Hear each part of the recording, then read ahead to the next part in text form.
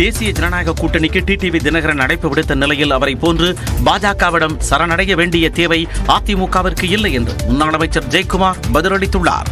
அதிமுக வரவேற்கின்றார். எங்கள் கூட்டணியை ஏற்று திமுகவை வீழ்த்த நினைக்கின்ற கட்சிகள் அனைவரும் வர வேண்டும், வருவார்கள்.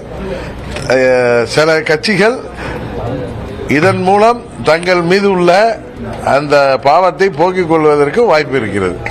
டிடிவி பொறுத்தவரை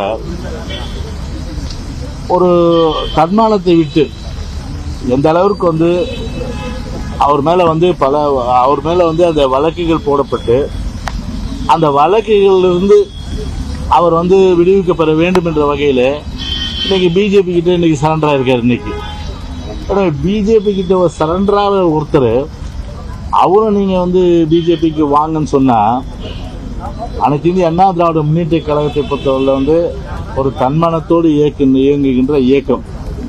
எனவே திரு டிடிவி காலில் போல யார் காலில் விழ வேண்டிய அவசியம் எங்களுக்கு கிடையாது. ஸோ அந்த வகையில் பார்த்தீங்கன்னா பொதுச் செயலாளர் எடுத்த கட்சியினுடைய நிலைப்பாடு பொதுச்செயலாளர் எடுத்தது அந்த நிலைப்பாடு தான் தொடரும்.